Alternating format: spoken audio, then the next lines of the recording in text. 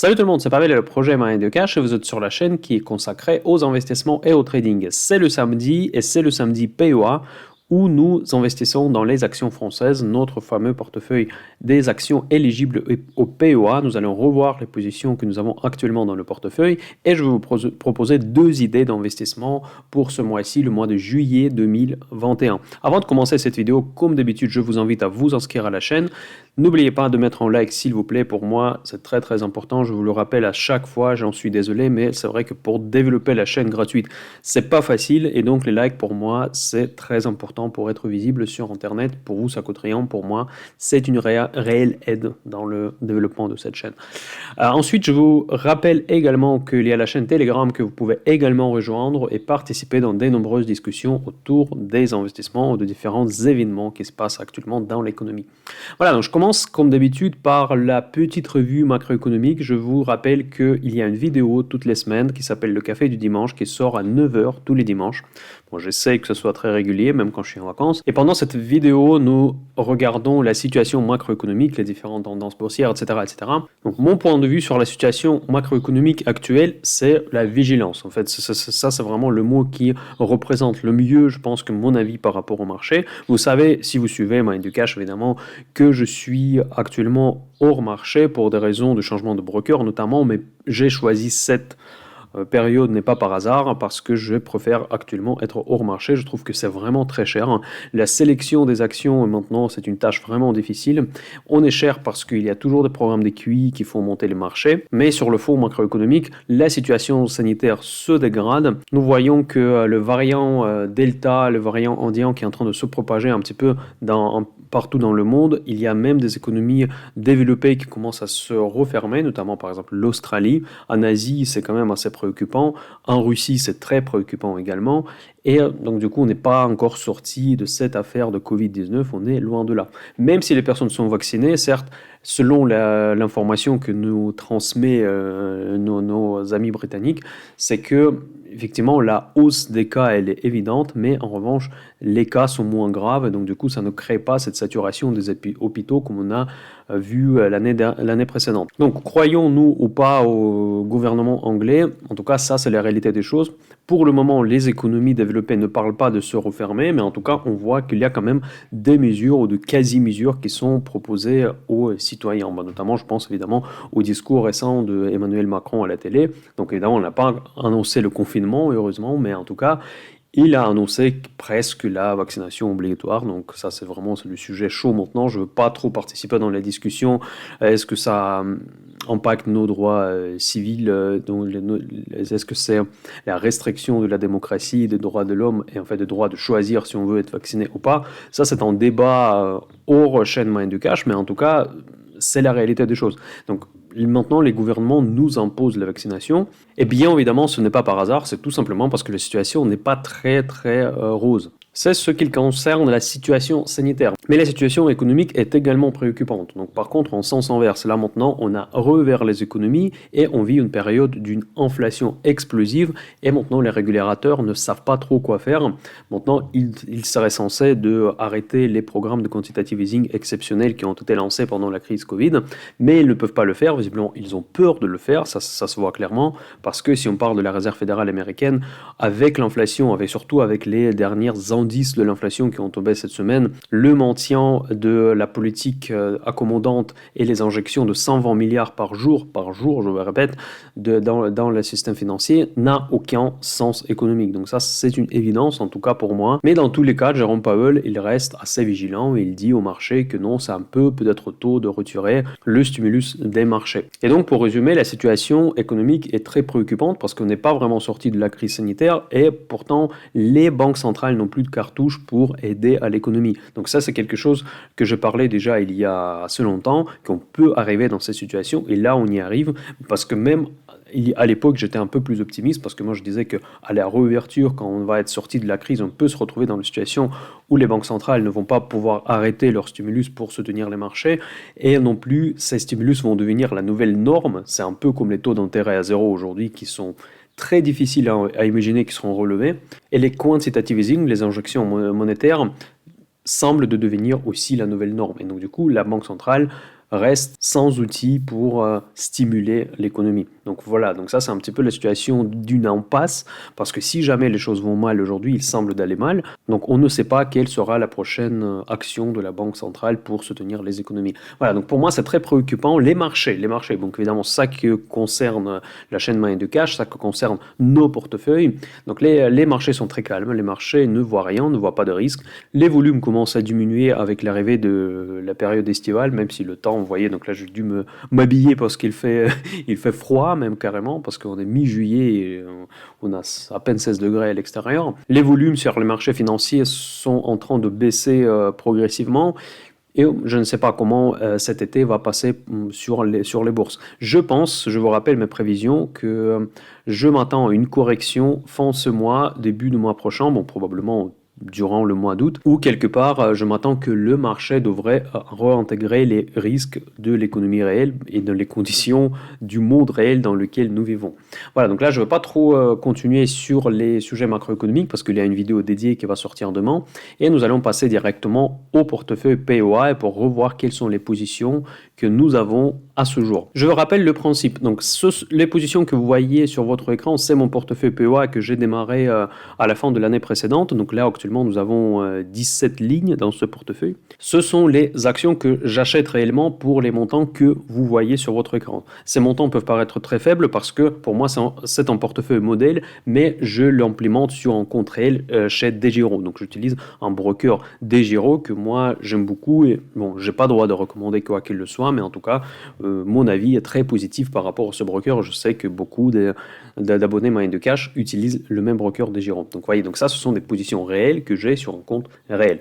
Même si évidemment les montants sont très faibles. Et pour moi l'objectif c'est surtout que vous fassiez attention à la colonne centrale qui s'appelle Value Weighting, où je montre le poids de chacune des lignes dans le portefeuille global. Donc vous voyez que je reste largement cash. Bon, évidemment c'est parce que je trouve que les marchés sont très survalorisés et si jamais les opportunités se présentent suite à la correction ou suite à un autre événement sur le marché financier, j'ai besoin du cash pour profiter de ces opportunités, de acheter des valeurs qui vont être décotées à ce moment-là. Donc là, je reste en grande partie cash, mais il y a quand même déjà pas mal de lignes depuis que nous avons démarré ce portefeuille PEA. Mon objectif, c'est d'investir dans les actions qui sont éligibles au PEA, mais je me suis restreint en plus aux valeurs françaises. Parce que je sais qu'on peut parfois mettre dans PEA les valeurs américaines, mais je ne voulais pas que ce projet PEA se chevauche en fait avec d'autres portefeuilles que je vous présente sur la chaîne Moyenne de Cash. Également, j'essaie de faire en sorte que ce portefeuille soit relativement défensif, mais pas non plus trop défensif, pour que ce portefeuille représente ma vision effectivement de l'évolution économique future, mais en même temps qu'elle convienne à un investisseur classique qui ne veut pas prendre des risques excessifs. Je ne vous propose pas d'investir dans des valeurs folles. J'essaie d'être équilibré dans mon portefeuille, même si je sais qu'il manque une certaine diversification sur certains secteurs, notamment sur le secteur value, mais ça c'est mon choix personnel. Donc quelque part, ma touche personnelle que je rajoute depuis la chaîne Moyenne de Cash. Vous savez que je suis plus société de croissance. J'aime beaucoup le secteur de pharma, notamment les biotech. Et donc effectivement, ce portefeuille également, il représente ma vision des choses et ma philosophie d'investissement qui n'est pas nécessairement la vôtre.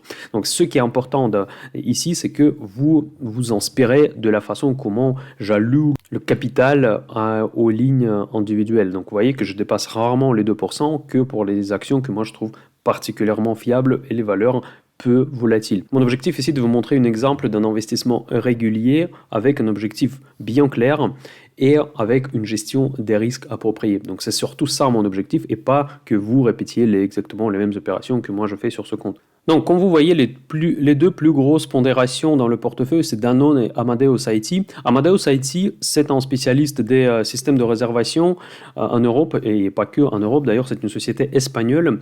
Ça peut être assez surprenant que j'ai alloué 2% à une valeur qui est bon, quand même mid-cap, on va l'appeler comme ça. C'est pas une valeur qui fait partie des grands indices, mais c'est une valeur extrêmement rentable avec des forts avantages concurrentiels. C'est pas unique raison pourquoi j'ai alloué autant d'argent pour cette valeur, qui représente évidemment un pari sur la réouverture des marchés.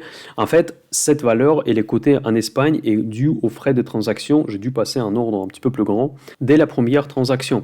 Donc, pour effectivement que les frais de courtage ne représentent pas un pourcentage trop important par rapport au montant investi. Donc, si vous investissez des sommes plus importantes, ce qui je pense le cas pour pas mal de personnes, donc là, je pense que vous n'allez pas avoir ce problème. Mais vous voyez, donc là, le poids, il est ici un tout petit peu exagéré parce que pour moi, c'est un portefeuille modèle. Si c'est votre portefeuille principal, si vous allez acheter pour 2000, 4000, 5000 euros ou plus, donc dans ce cas-là, effectivement, vous n'allez pas avoir ce problème. Donc, ce pourcentage de poids dans le portefeuille peut être faussé uniquement pour cette valeur Amadeus. Normalement, j'allouerais 1% à peu près pour cette valeur s'il n'y avait pas ce problème de courtage sur un marché étranger. Donc voilà, donc Danone, c'est la plus grosse pondération dans mon portefeuille qui me fait actuellement 2% et quelques, mais bon, c'est pas beaucoup, mais en même temps, c'est une valeur qui est peu volatile, donc pour Danone, 2,3%, c'est quand même assez sur 2 mois seulement, donc c'est pas trop mal, et c'est une valeur, encore une fois, avec une bêta qui est inférieure à la bêta de CAC 40. Donc vu que chaque vidéo que je vous présente, c'est aussi un petit peu un objectif de vous donner des informations et quelque part améliorer votre culture financière. En fait, la bêta, c'est une métrique qui permet de estimer la sensibilité d'un actif par rapport à un indice de référence. Donc la bêta à 1, cela veut dire que l'actif suit exactement la même courbe que le CAC 40, par exemple, s'il s'agit d'une valeur française qui est sensible au CAC 40. Donc si la bêta elle est 0,5, cela veut dire que sa sensibilité elle est inférieure au CAC 40. C'est souvent le cas, par exemple, pour des valeurs très défensives, typiquement Air Liquide ou Danone, ou bon, d'autres valeurs défensives de la côte française. Et donc, du coup, elles seront moins sensibles que le marché en général. Mais la plupart des valeurs, notamment les petites valeurs, elles auront la bêta qui est plus importante que la bêta de CAC 40, qui est à 1 par définition, parce que c'est notre benchmark pour pas mal d'actifs français. Et donc, cela veut dire que c'est acheter une valeur unique qui a une bêta supérieure au CAC 40, donc cela veut dire que c'est plus risqué que acheter une ETF sur le CAC 40 par exemple.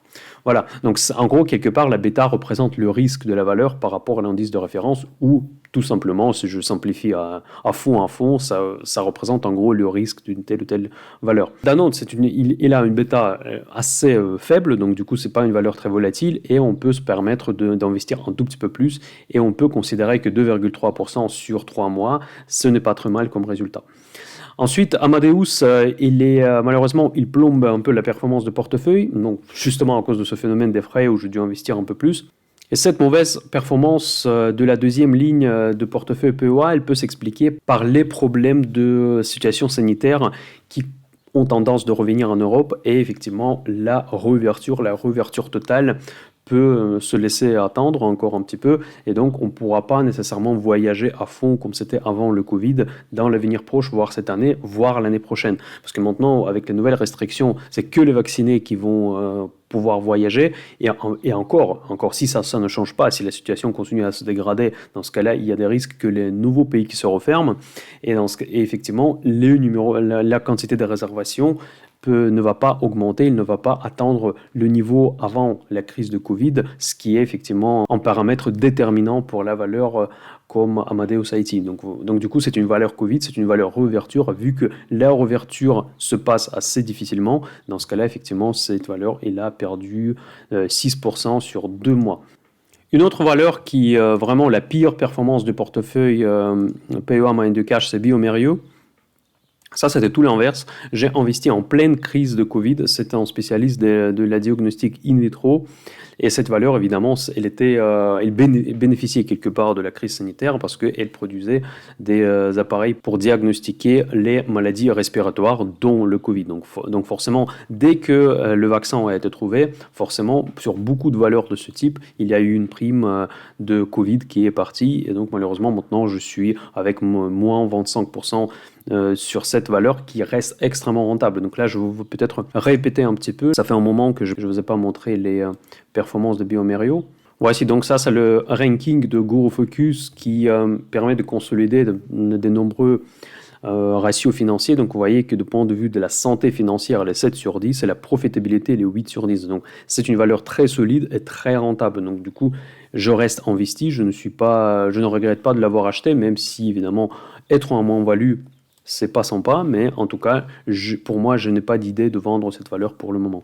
Pourquoi je ne la Pourquoi je n'augmente pas la position sur bioMérieux? Justement, pour des raisons de la gestion de risque. Pour moi, l'exposition maximale de cette valeur était de 2% et j'étais proche de 2%. Là, on est à 1,7 parce qu'il a baissé encore plus. Et donc, pour le moment, je suis très proche, vraiment à la limite de l'exposition au risque. Donc, pour moi, c'est vraiment le message principal que je veux passer dans ces vidéos, qu'il faut toujours gérer le risque. Parce que vous voyez que là, je me suis trompé notamment sur cette valeur. Et vu que j'ai bien géré le risque, même cette baisse très importante de 25%, elle ne représente pas grand-chose dans le portefeuille global. Donc effectivement, elle pèse sur le portefeuille, mais si j'étais exposé, par exemple, disons à 15 ou 20%, ça serait beaucoup plus dramatique que quand je suis exposé à seulement 2%. Donc vous voyez, c'est quand même pas du tout la même sensibilité à une telle actif bien précis. Ensuite, ST Micro. ST Micro, c'est vraiment une valeur qui continue à m'intéresser. Déjà en 2021, je suis un grand amateur des semi-conducteurs. ST Micro, autour de 30, j'utilise souvent les stratégies de vente des puts. C'est une stratégie optionnelle que je vais présenter d'ailleurs dans la formation Option Invest que je vais lancer très très prochainement, vraiment dans les prochains jours. Et ST Micro fait partie de ce secteur qui est devenu quand même assez concurrentiel. Et avant de passer chez le nouveau broker, j'avais beaucoup de valeurs de ce secteur dans mon portefeuille et une fois que je suis prêt à réinvestir, je pense que ça sera vers la rentrée, je vais reprendre beaucoup des valeurs de ce secteur. Et ST Micro reste évidemment dans le portefeuille PEA Minducage. Pour moi, c'est une position stratégique, si vous voulez, que je vais évidemment garder. Maintenant, Rubis, qui nous fait presque 17%, c'est une des rares valeurs value que j'ai dans le portefeuille. C'est un spécialiste de stockage de pétrole et de l'infrastructure en fait pétrolière. C'est une valeur que j'ai achetée ensemble avec Total en pleine crise. Donc là, je fais une grosse plus-value sur Total et sur Rubis. Mais Rubis, je préférerais de garder parce qu'il y a quand même cette part de stockage qui a attiré mon attention plus particulièrement que la pure pétrolière comme Total. Je voudrais faire un petit détour sur l'action Total parce que je sais qu'elle vous intéresse beaucoup. Beaucoup de personnes en discutent sur la chaîne Telegram que je vous invite à rejoindre. Je suis très positif sur Total. Je suis en train de la regarder de près.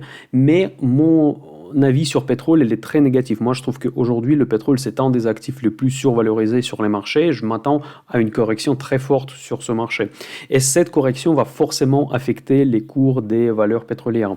Et donc, dès que ce scénario se réalise, je ne sais pas quand est-ce qu'il va se réaliser, mais il va se réaliser certainement, sans aucun doute pour moi, cette année. Et donc, à ce moment-là, je vais reprendre Total dans le portefeuille PEA. Déjà, aujourd'hui, je pense que Total, elle est assez attractif au niveau du prix. On va le regarder ensemble. Voilà, on a déjà 36,65 au moment quand j'enregistre cette vidéo, donc ça c'est déjà une baisse qui est assez significative avec le pétrole très élevé. Donc vous voyez, donc même avec le pétrole qui est au-dessus de 70 $, ce que moi je trouve déjà extrêmement cher, Total, quand même, il n'en profite pas parce que, visiblement, les investisseurs qui investissent dans les valeurs pétrolières, ils ne croient pas à ces prix de pétrole. Donc, c'est l'avis que moi, personnellement, je partage. Et c'est pour ça que je n'ai pas de valeurs pétrolières dans mon portefeuille pour le moment. J'attends que le pétrole se corrige. Dans ce cas-là, je vais reprendre quelques-unes. C'était juste un petit détour sur l'action Total parce que je sais que vous êtes intéressé par cette valeur. Ensuite, il y avait deux actions que j'ai achetées il n'y a pas longtemps dans les énergies renouvelables. Donc c'est Voltalia et Neoen. J'espère que je prononce bien parce que là je me suis informé comment bien prononcer. Parce que dans la vidéo, quand j'ai acheté ces deux actions, je ne le prononçais pas bien. Je disais Néo, mais là c'est Neoen apparemment. Donc voilà, Voltalia maintenant, ils étaient en forte hausse à un moment donné. Donc ce sont des valeurs volatiles. Déjà tout de suite un disclaimer. Pour ceux qui s'intéressent à ce marché, il faut se préparer à la volatilité. Donc c'est la volatilité énorme pour ce type de valeur, donc ça peut faire 10%, moins 10% sur une journée, c'est normal.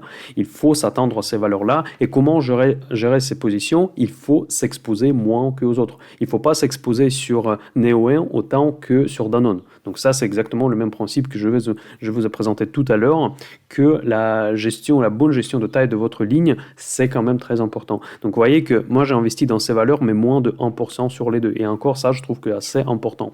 Donc Voltalia, c'est à moins 2%, donc pour cette valeur-là, c'est rien du tout. Et Neoéon à plus 4%, mais pour être honnête, c'est rien du tout aussi, parce que cette valeur peut baisser en une seule journée de 4% sans aucun problème.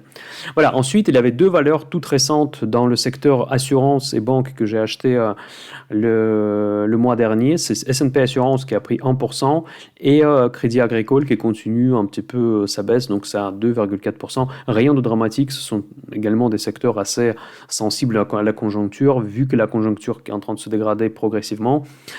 Ces valeurs sont un tout petit peu sous pression. Donc ça, c'est rien de grave évidemment, mais n'oubliez pas que ce sont des valeurs et le secteur en général qui paye des dividendes très riches. Et j'ai déjà communiqué sur Telegram à plusieurs reprises que maintenant la restriction de versement de dividendes a été levée pour les banques. Donc maintenant, ça peut redevenir les valeurs à dividendes très généreux. Voilà. Donc Crédit Agricole, pour l'instant, il n'y a pas grand-chose, rien qui se passe. Mais en fait, globalement, vous savez, il n'y a rien qui se passe sur le marché aujourd'hui. Donc effectivement, les marchés sont pris entre deux forces globales. Donc d'un côté, il y a les quantitative easing, on ne sait pas quand est-ce qu'ils s'arrêtent. La Fed n'est pas claire, ils disent que genre on va l'arrêter, mais on ne sait pas quand. Tout le monde comprend que ces injections vont s'arrêter un jour. Donc du coup, on ne peut pas vraiment se projeter à l'avenir et acheter tout n'importe quoi. Et de l'autre côté, effectivement, il y a les problèmes dans la macroéconomie. Il y a l'inflation qui dérape clairement. Il a déjà dépassé tous les targets des gouvernements économiques, bien évidemment, et aussi des banques centrales. Donc, il n'y a pas de solution pour ça. Tout le monde dit que c'est du temporaire, mais qui sait que c'est du temporaire ou pas? Moi, personnellement aussi, je pense que c'est du temporaire. Mais ce que j'ai peur, que c'est pendant cette période temporaire, si vous voulez, je ne sais pas combien de temps elle va durer, premièrement. Et deuxièmement, je ne sais pas, est-ce que pendant cette période-là, on ne va pas créer genre un phénomène de bord auquel on ne s'attend pas, genre une décorrélation sur un des marchés fondamentaux type, je ne sais pas, un marché repo par exemple, où il y aura une espèce de liquidity squeeze, quelque chose comme ça, qui va mettre à plat tout le système. C'est possible, vous voyez, donc quand nous sommes dans l'inconnu, il peut y avoir des surprises. Et moi, j'ai peur des surprises sur les marchés monétaires, personnellement. Ça, c'est mon avis. Donc après, dites-moi dans les commentaires ce que vous en pensez, mais je pense que vraiment, quand on rentre déjà dans ce niveau-là, dans la stimulation de l'économie, on ne peut pas s'en sortir. On ne peut pas sortir réellement de ces programmes de QE facilement, parce que forcément, ça va générer un énorme sell-off sur le marché financier. Donc ça, c'est pas la situation saine. En fait, ce n'est pas la situation dans laquelle je peux investir à très long terme, et notamment c'est pour ça que je choisis ce moment pour changer de broker, tout vendre, attendre, passer mon été tranquille biche et attendre que les marchés se corrigent pour que je puisse reprendre les position au bon prix. Voilà, donc voyez, donc ça représente quelque part ces actions. On dit souvent que le secteur bancaire, c'est le proxy sur la macroéconomie. C'est en partie vrai, et donc du coup, vous voyez que sur un mois, ça n'a bougé presque pas. Les deux lignes suivantes, c'est un peu la fierté du portefeuille PEA Mind de Cash. C'est deux SS2I françaises, c'est Alten et OB. Les deux ont fait vraiment très rapidement des très bons profits, donc j'espère que c'était pareil pour ceux qui se sont inspirés de mon expérience et ont investi également. Ce sont des bonnes sociétés de bonne qualité, des sociétés de croissance en même temps et les sociétés avec des bons ratios de rentabilité. En parlant des SS2I, je voudrais m'arrêter aussi sur le cas d'Atos, parce que l'Atos, c'est quelque chose qu'on discute pas mal sur Telegram également, qui n'arrête pas de chuter. Ça, il n'y a pas longtemps, c'était une valeur recherchée, une des plus grandes SS2I françaises, et finalement, elle est complètement massacrée par les marchés. Donc là, je vais vous dire ce que j'ai fait, parce que j'ai ouvert une position sur Atos. Et c'est une position optionnelle. J'ai fait une stratégie de vente des puts pour me créer des revenus passifs, si vous voulez. Et ça sera le sujet d'ailleurs de la formation Option Invest que je vais publier bientôt. Ça sera en club, en fait, j'ai déjà présenté dans le dernier café du dimanche. Et donc là, ce que j'ai fait, j'ai vendu en put au niveau de 38 € qui expire le 17 septembre. En fait, j'ai vendu le put quand le prix il était à peu près à 41 €, voilà. Donc ça, c'est le prix que vous voyez sur votre écran. Et donc, qu'est-ce qui va se passer? Donc, si jamais jusqu'à 17 septembre, l'action continue à chuter et il se retrouve en dessous de ce prix de strike, en fait, ce qu'on appelle, dans ce cas-là, je serai obligé de l'acheter à 38. Donc, mais pour moi, ça ne me dérange pas, parce qu'à partir de 38, je pense que Atos déjà sera au plus bas historique. Déjà, je pense que c'est pas très risqué de l'acheter, une valeur quand même je veux pas dire de grande qualité, mais quand même une valeur de qualité. Pour moi, c'est une catégorie B assez assez stable, on va dire. Donc c'est pas ma valeur préférée, c'est pas une valeur que je rêve d'avoir dans mon portefeuille, mais c'est quand même une valeur que je ne serais pas déçu d'avoir dans le portefeuille pour un très bon prix. Moi, je trouve que le 38, c'est un très bon prix. Et si jamais ça ne se passe pas, si maintenant elle est rebondie, dans ce cas-là, je vais tout simplement mettre dans la poche la prime que j'ai touchée en vendant cette option put. Donc en gros, ça va me créer un revenu passif en quelque sorte. Et si mon revenu passif ne marchera pas cette fois, alors je vais tout simplement avoir l'action pour le prix qui, moi, je trouve intéressant. Voilà, c'était juste une idée et aussi pour vous parler encore un tout petit peu des sujets que nous allons évoquer dans le Club Option Invest. Voilà, ensuite Euronext, c'est la valeur que j'ai dans le portefeuille depuis un moment, 1% depuis tout ce temps-là. C'est vrai que c'est pas beaucoup. À un moment donné, on a fait une très bonne hausse. Maintenant, ça a reparti à la baisse, tant pis. Boiron fait rien, il fait du surplace, moins 3%, mais c'est une des premières valeurs que nous avons achetées. C'est une des rares pharma qui est sous-valorisée, mais elle est sous-valorisée à cause des remboursements de la homéopathie. Ensuite, Synergie. Synergie, c'est le travail temporaire. Également, c'était un grand succès quand j'ai investi littéralement dans quelques jours, l'action est repartie à la hausse et nous a fait cette performance qui était encore plus importante il y a quelques semaines. Pharmagest Interactive, c'est un petit peu une déception parce que j'étais à plus de 50% à un moment donné, donc là il ne reste que 15%, donc j'ai hésité de la vendre ou pas, si vous vous souvenez de mes anciennes vidéos, j'ai pris la décision de la garder parce que ça vraiment c'est parfait, cette valeur répond absolument à mes objectifs, c'est à la fois la technologie et la technologie pour l'automatisation des pharmacies, donc du coup mes deux secteurs préférés sont dans une seule action. Donc là, justement, j'ai décidé de la garder. Bon, visiblement, j'ai dû gérer ça autrement. Et Aquila, c'est un spécialiste de la sécurité, mais pas de la sécurité informatique, de la sécurité physique, de la protection des sites, en fait, des maisons, etc., etc. Et c'est une société extrêmement rentable, mais je vous fais tout de suite un disclaimer, comme toujours, que c'est une valeur extrêmement peu liquide. Il y a une vidéo sur la chaîne Mind du Cash, comment gérer les actions peu liquides, comment les acheter, etc. Il faut faire beaucoup attention parce que vous pouvez vous faire avoir sur le bid-ask, sur l'offre et la demande dans le carnet d'ordre. Donc maintenant, je vais vous présenter deux valeurs que j'achète ce mois-ci, ce juillet 2021. Et la première valeur, c'est une biotech spécialisée en oncologie, donc la lutte contre le cancer. D'ailleurs, je vous rappelle que il y a quelques mois, j'ai lancé un projet, le Cash des autres, où je présentais les portefeuilles des abonnés et je donnais mon avis sur les actions au sein de ces portefeuilles. C'était un projet où je demandais de faire un versement de minimum de 15 € pour participer. Et justement, les fonds qui ont été collectés pendant ce projet, ils sont partis dans l'organisation qui s'appelle la Ligue contre cancer. J'ai publié l'information et en fait le relevé de ce versement sur tous mes réseaux sociaux, donc sur Telegram, évidemment, sur le post YouTube et même aussi sur Instagram. Donc maintenant, vous êtes sûr que l'argent sont partis donc là où c'était prévu initialement et j'ai doublé ce montant depuis mes propres fonds. Voilà, et donc ça s'inscrit parfaitement dans cette démarche. Donc c'est une société qui cherche les médicaments contre le cancer. C'est une société qui existe déjà depuis un moment. C'est pas une petite biotech, c'est presque une grosse biotech, on va dire. Donc ce qui est très rentable. Vous voyez que 9 sur 10 la rentabilité, qui a déjà des produits qui sont sur le marché et qui a beaucoup de produits dans le pipeline. Là, on va le voir tout de suite. Et la santé financière de cette entreprise, elle est très très solide. Donc ça, c'est assez rare pour les entreprises biotech parce que souvent, quand on parle de biotech, il y a des sociétés très risquées qui sont extrêmement volatiles. Donc normalement, Ipsen, j'attends une volatilité, c'est sûr, comme pour toutes les biotech, mais pas la volatilité folle comme pour certaines des biotech. Voilà, donc là, je vais vous montrer tout de suite les ratios. Donc on peut bénéficier des GoroFocus qui nous montrent sur 30 ans l'évolution des ratios. Donc vous voyez que le chiffre d'affaires, il est en permanente croissance pour Ipsen. Et donc là, même les dernières années, c'était en croissance. Ensuite, la marge brute, donc elle est énorme, comme pour toutes les biotech. La grosse margine, elle est souvent très importante. La marge nette, ici, elle est quand même aussi importante. Au décembre 2020, c'était à plus de 20%, donc ça, c'est vraiment beaucoup. Ensuite, je regarde aussi l'évolution des fonds propres. Les fonds propres sont en croissance permanente, cela veut dire que les actifs augmentent plus vite que les passifs, donc ça, c'est très bien. Le cash flow, le free cash flow, vous voyez, il est souvent positif, donc Donc le free cash flow, c'est vraiment l'argent réel qui rentre sur les comptes de l'entreprise. Donc vous voyez qu'il n'y avait qu'une seule exercice de décembre 2016 quand elle était négative. Ça, c'est vraiment un très bon signe. C'est-à-dire que c'est une entreprise avec la santé financière très saine. Donc ça, pour moi, c'est très important, ce ratio.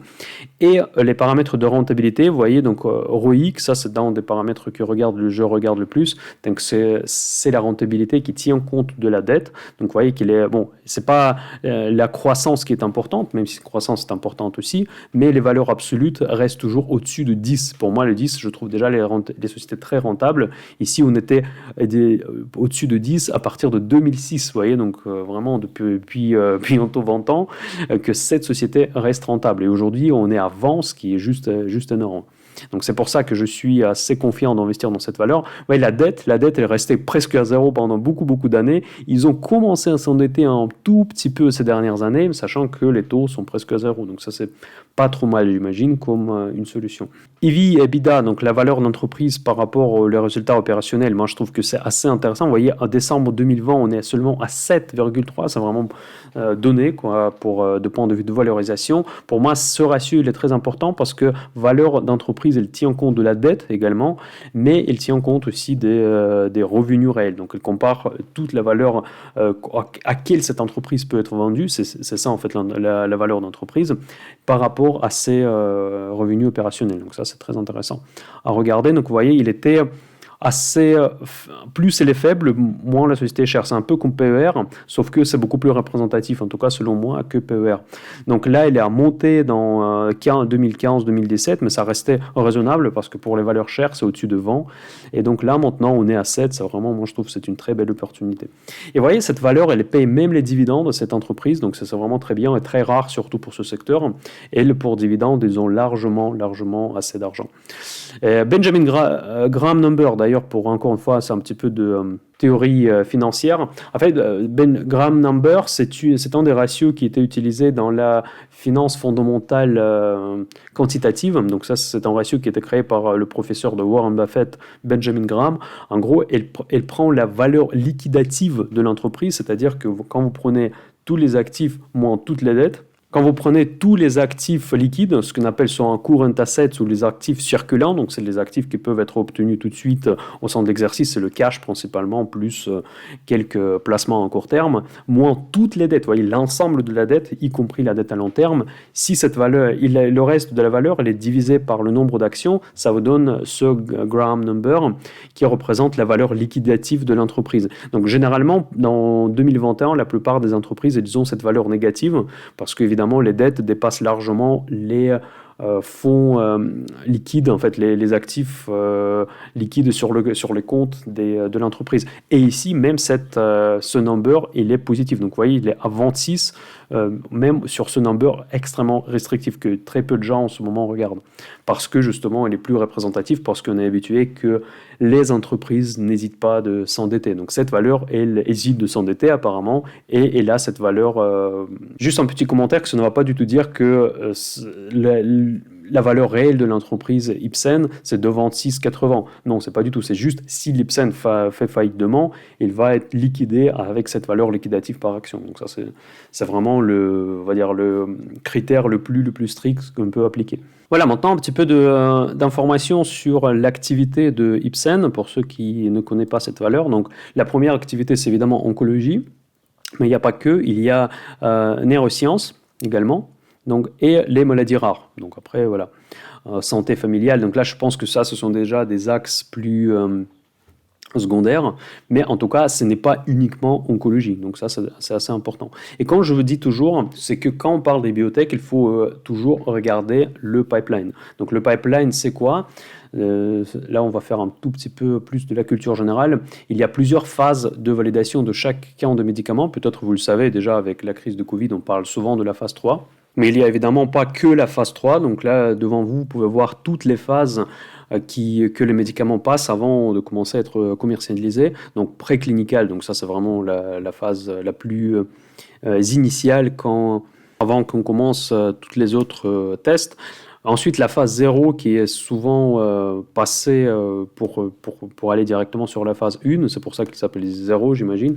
Donc c'est très rare que cette phase est communiquée. Donc en fait, en général, dans les communications, vous allez voir les phases 1, 2, 3. Et donc vous allez avoir un certain nombre de produits qui se trouvent sur chacune des phases. Donc, et la première phase, c'est quand on analyse le dosage.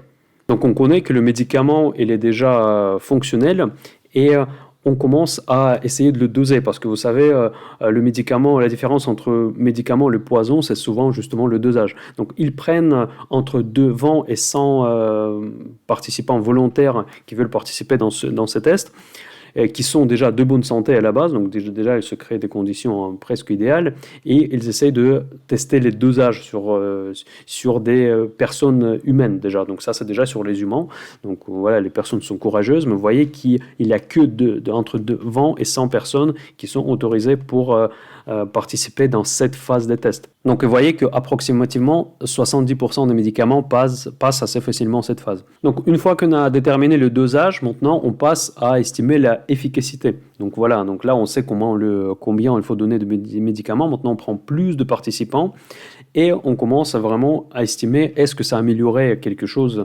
selon les objectifs évidemment de ce médicament.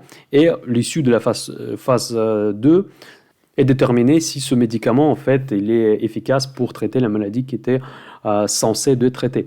Voilà, maintenant, la phase 3, c'est celle que nous entendons le plus souvent quand on parle des vaccins de Covid et pas que. Donc ça, c'est la phase vraiment qui est testée sur un grand nombre de personnes et on cherche les effets de bord, les effets secondaires, etc., etc. Donc voilà, ça, ce sont les 3 phases principales. Et donc quand on analyse une entreprise, il est important toujours de regarder ce qu'on appelle le pipeline, ça c'est le nombre de médicaments dans chacune des phases, et on peut estimer quel est le potentiel en réalité de telle ou telle entreprise pour effectivement de générer des profits à terme, parce qu'une fois qu'ils ont passé toutes les phases, elles se retrouvent dans les pharmacies, ils sont commercialisés, et c'est à ce moment-là on peut gagner de l'argent et du coup croître le capital de cette entreprise. Et voilà, donc pour l'avril 2021, donc évidemment il y a un certain délai. Donc sur la phase 3, on voit qu'il y a 3 médicaments. Sur la phase 2, il n'y a qu'un seul. Et sur la phase 3, nous avons déjà 6 médicaments. Donc c'est vraiment, il y a du potentiel, qu'il y a 6 nouveaux médicaments qui sortent sur le marché prochainement. De point de vue technique, comme c'est souvent pour les valeurs qui sont tradées actuellement sur les marchés survalorisés, donc l'image technique, il est quand même assez compliqué. Donc là, chacun décide si vous achetez ou pas. Moi, je veux l'acheter. C'est que effectivement nous approchons vers une résistance quand même assez importante et donc en passant le 92 euros, nous pouvons effectivement voir la hausse très importante de ce titre.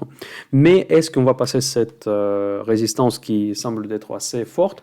Donc là, le risque effectivement que l'action Ipsen puisse retomber vers les 66-67 euros, ce qui fait effectivement un risque assez important parce qu'elle évolue depuis la crise de Covid, elle évolue dans un corridor assez large des prix.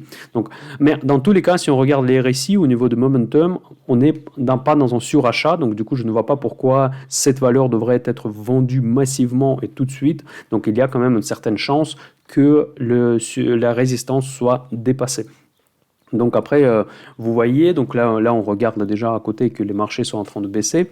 Donc, et vu que j'attends une correction, ça peut être assez risqué. C'est pour ça que je ne veux pas m'exposer énormément. Je pense que je vais prendre pour 0,5% de portefeuille de Ipsen aujourd'hui. Après, selon le scénario, je vais soit renforcer, soit profiter de l'augmentation de cours de Ipsen. Donc, mais dans tous les cas, c'est un peu le cas pour toutes les valeurs aujourd'hui, parce que les marchés sont chers, tout le monde sait qu'ils sont chers, et nous devons quand même de respecter notre principe d'investir régulièrement parce que ça c'est vraiment une très bonne habitude et aujourd'hui c'est le moment d'investir, donc il faut choisir des valeurs. Moi j'ai essayé de choisir la meilleure valeur sur ce marché que moi je trouve la plus intéressante, qui a du potentiel, qui paie les dividendes, qui est la plus saine. Et pour la deuxième pépite que je voudrais vous présenter aujourd'hui, nous changeons complètement de domaine et là nous arrivons dans le domaine des vins. Donc ça c'est un domaine qui est très cher pour moi. Donc là, je suis très passionné par les vins. Donc je ne me considère pas comme un connaisseur. Déjà, dès le début, je sais que nous sommes en France, donc il y a certainement quelqu'un d'entre vous qui sont beaucoup plus forts dans les vins que moi. Donc excusez-moi si je serais inexact dans certains termes, dans certaines définitions. Mais je voudrais vous parler de cette entreprise, très vieille entreprise dont la création prend ses sources dans le 19e siècle, qui s'appelle Oeneo. Donc j'espère encore une fois je prononce bien le nom de cette entreprise. Donc l'activité de cette entreprise, elle est centrée principalement sur deux axes. Donc le premier, c'est élevage via une entité qui s'appelle Vivelis. Et la deuxième activité, qui est visiblement l'activité d'origine, donc qui était au tout début de la création de cette entreprise, c'est le bouchage. Donc c'est la création des bouchons en liège. Donc voilà, donc tout ce qui est autour des vents, c'est accompagnement de processus de fermentation et l'activité cœur de métier, c'est l'activité historique, c'est la production des bouchons à liège. Donc ça, c'est vraiment l'activité qui, pour moi, a des potentiels, moi je pense qu'il s'est déjà pas mal réalisé, mais c'est surtout qu'il a des avantages concurrentiels parce que les producteurs des vents, et ils sont positionnés sur la haute gamme, donc il est fortement probable que les maisons qui produisent les vents vont difficilement changer leur fournisseur de ces éléments essentiels. Donc du coup, ça crée des avantages concurrentiels, des liens entre le producteur, le fournisseur de ces éléments, les fournisseurs des équipements d'accompagnement de fermentation, par rapport à sa concurrence. Donc c'est un petit peu le même phénomène, comme vous savez, dans l'appareillage médical. C'est rare que les cabinets médicaux changent leurs appareils, même s'il y en a des équivalents beaucoup moins chers, parce qu'en gros, ils font confiance, et ça fait longtemps qu'ils travaillent avec les mêmes instruments. Ici, je pense que c'est un peu pareil. Je connais un petit peu ce monde parce que je suis quand même assez intéressé par les vents, pas uniquement en consommation, mais aussi dans la découverte de la façon comment c'est produit. Et donc là, je suis assez persuadé que les liens entre leurs clients et Oeneo sont très forts. Donc du coup, ça crée un avantage concurrentiel et ça devient un marché qui est assez difficile à pénétrer. Et donc, c'est un marché où il y a déjà quelques acteurs. Je ne sais pas d'ailleurs qui sont les concurrents de Neo. Dites-moi dans les commentaires si vous connaissez d'autres sociétés qui sont positionnées sur ce secteur quand même assez niche. Et je pense que c'est une bonne opportunité d'investir, surtout pendant cette période avec peu de visibilité quand même. Donc investir dans ce secteur qui est quand même, pour moi en tout cas, assez défensif. Mais passons maintenant à la partie financière de Oeneo, donc à quoi elle ressemble. Donc ça, c'est le tableau de bord de GuruFocus. On voit que la santé financière, encore une fois, 6 sur 10, c'est très bien. Et puis Autorski Score, donc ça, c'est en gros aussi un système de scoring que vous pouvez regarder sur Google. 7, c'est presque dans la tranche les plus élevées. Donc ça regroupe plusieurs paramètres de valorisation et de la performance opérationnelle de l'entreprise. Et donc ça sort en espèce d'une note. Et donc note 7, c'est vraiment très très élevé. Et donc la profitabilité, c'est 8 sur 10. Comme je vous ai dit, ça suggère quand même la présence des avantages concurrentiels ou des moites. Maintenant, nous allons regarder les 30 ans de leur performance opérationnelle, justement, comment ça a évolué, parce que ça, c'est vraiment très, très, très important. Nous voyons que le chiffre d'affaires, donc, il est en constante progression, donc vraiment tout le temps, quoi qu'il arrive, soit la stabilité ou quasi-stabilité, ou bien une progression. Donc la marge, elle est très importante. Franchement, vous voyez que la gamme marge pour ce secteur, c'est quand même 60%, ça frôle déjà les marges des biotech, et la marge nette est de 10%, ce qui est tout à fait correct également. Ensuite, les total equity, donc ça, c'est les fonds propres qui sont en croissance également, donc ça veut dire que les actifs augmentent plus vite que les passifs.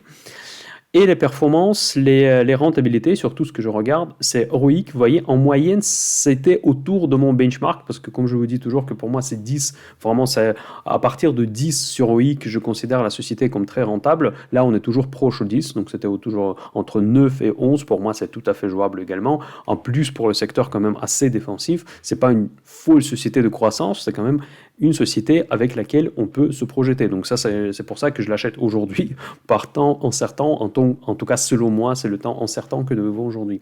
Donc aujourd'hui, c'est un tout petit peu en dessous de 10, donc c'est déjà... Mais on reste quand même assez proche, donc voilà. Et la dette, c'est vraiment une très bonne surprise. La dette, elle est très faible pour cette entreprise. On voit que le rapport entre les fonds propres et la dette n'ont presque jamais dépassé 40%. C'est très rare les années où c'était au-dessus de 40, ce qui reste déjà extrêmement conservatif. Ici, on a un autre ratio de EV/EBITDA que je compare souvent par rapport à PE ratio que je préfère moi personnellement. Donc nous sommes à 13,6. C'est pas élevé, donc, mais pour une société bien établie avec des chiffres d'affaires stables, avec un mois, c'est tout à fait raisonnable. Donc là, on ne paye pas très cher pour cette entreprise. Voilà, donc Maintenant, nous allons regarder techniquement en quoi ça ressemble. Donc là, quand je regarde ce graphique, je vois tout de suite qu'il y a probablement un petit problème de liquidité sur cette valeur. Là, on va vérifier ça tout de suite. Et oui, tout à fait. Vous voyez que sur une journée, nous avons seulement 2000 transactions. Donc c'est vraiment une valeur très illiquide. Donc je fais la même remarque comme pour Aquila. Donc quand vous allez l'acheter, si vous allez l'acheter, il faut faire attention au bid-ask. Donc si vous n'êtes pas sûr, donc soit demandez sur la chaîne Telegram. D'ailleurs, je pense qu'il y aura des personnes qui vont pouvoir vous aider. Je vais essayer de répondre aussi, mais moi, j'ai malheureusement pas le temps de répondre à tous les messages.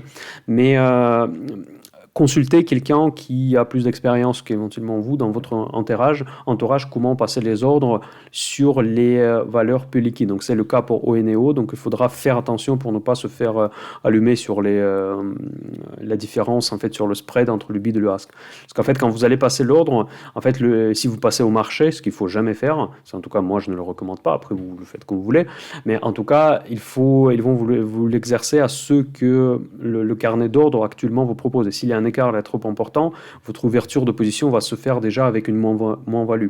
Donc ça veut dire que le prix que vous avez payé à l'achat va être nettement inférieur au prix auquel vous pouvez le revendre tout de suite après. Donc ça, tout de suite vous affichez une moins-value latente. Donc ça, c'est très dommage. Donc quand même, il faut essayer d'acheter au bon prix, probablement mettre un ordre limite, surtout limite, un petit peu en avance et être patient pour que l'ordre soit exercé. Voilà, donc j'avais raison quand j'ai vu ces gaps haussiers, gaps baissiers, en fait un petit peu le graphique comme ça déchiré avec vous voyez, des trous un peu partout, ça veut dire qu'il y a clairement un problème de liquidité. Et donc du coup, il faut faire 2 fois plus attention. Donc, déjà, je vous conseille de faire attention généralement, mais là, cette fois, encore plus. Voilà, donc de point de vue de momentum RSI également, on est tout au milieu, comme pour Ipsen. Ensuite, par contre, ici, la tendance long terme, ça c'est vraiment impressionnant. Là, je vais vous montrer ça. Donc, comme vous voyez, à partir de 2012-2013, on n'a vu que la tendance haussière. Vous voyez, donc c'est quand même assez impressionnant comme graphique. Donc, c'est une société extrêmement stable de point de vue boursier. Donc, évidemment, il y a eu des perturbations pendant la crise Covid, mais je ne vois pas pourquoi la crise Covid devrait impacter cette valeur. Mais pendant les grandes crises, en fait, toutes les valeurs baissent. Donc, c'est normal qu'il s'est fait importer par le marché. Donc, il a eu une énorme hausse juste avant la crise. Donc, il a eu une grosse bougie haussière. Donc là, on voit, il est passé de 11 à 13 immédiatement. Mais dans le cadre de liquidité réduite, donc c'est possible. Donc ces mouvements sont possibles. Donc ne soyez pas surpris. Gérez bien, comme je dis toujours, votre exposition sur chacune des valeurs dans votre portefeuille. Donc voilà, pour moi, cette tendance haussière devrait être préservée. Et je m'attends éventuellement soit à la suite de la hausse, soit on peut effectivement redescendre vers les 11,70, mais ça c'est pas très loin de cours actuel, donc pour moi c'est presque le cours d'aujourd'hui. Et donc ensuite on va continuer à avancer sur cette ligne qui a pris sa source en 2012, c'est quand même incroyable. Pour casser cette ligne de tendance, c'est quand même il faut qu'il y ait des raisons bien justifiées. Pour le moment, je ne vois pas d'où ça peut venir et je pense que c'est une valeur avec laquelle on peut se projeter. Donc effectivement, si vous êtes vraiment amateur de l'analyse technique ou bien vous êtes du court terme, il faudra probablement mieux attendre la redescente vers 11,50, 11,70. Mais si ça n'arrive pas, qu'est-ce qu'on fait? On va perdre une belle valeur et qui peut encore faire une bougie et ça va être trop tard pour acheter. Donc chacun en décide. Moi, j'achète à très long terme. Je suis assez convaincu, même si je serai en moins-value, l'attends pendant quelques temps et s'il y a une correction, comme je l'attends justement sur les marchés financiers, ça ne me dérange pas, je préfère d'avoir cette valeur dans le portefeuille PEA. C'est pour ça que j'ai décidé de l'acheter ce juillet 2021, cette valeur spécialisée dans les vents, le secteur qui m'est très cher au cœur. Voilà. Donc c'est tout pour cette vidéo. Donc j'espère que ça vous a plu. Donc n'oubliez pas s'il vous plaît de mettre un like. Pour moi c'est super important. Je fais une petite résumé. Donc notre portefeuille PEA se comporte plutôt bien. Il y a quand même quelques exceptions évidemment. bioMérieux qui plombe la performance parce que je l'ai acheté trop cher pendant pleine crise Covid. Il y a aussi Amadeus IT où j'ai dû acheter un petit peu plus, ne pas respecter ma propre règle d'exposition qui baisse suite aux difficultés de la réouverture.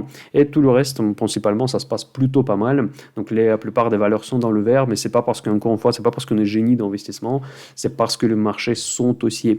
Donc mon portefeuille, je vais me critiquer un tout petit peu, c'est quand même il faut le diversifier un petit peu plus, il faut s'exposer sur des valeurs de l'économie traditionnelle, ce qu'on appelle le value. J'attends d'acheter Total, justement. Donc si vous n'aimez pas, par exemple, pour des raisons diverses, vous voulez pas investir dans le secteur des vins, je pense qu'il y a une opportunité à faire sur Atos Origine, mais dans ce cas-là, pour moi, ça ferait une surexposition sur le secteur des SS2I, donc c'est pas forcément quelque chose que je veux avoir, mais Atos, pour moi, il paraît en tout cas une histoire de recovery potentielle assez intéressante, donc vous pouvez regarder vers ces actions-là. Total, à ce cours-là aussi, il est intéressant, même si moi j'attends la chute de pétrole et je vais l'acheter plus bas. Donc, du coup, ça, c'est mon choix.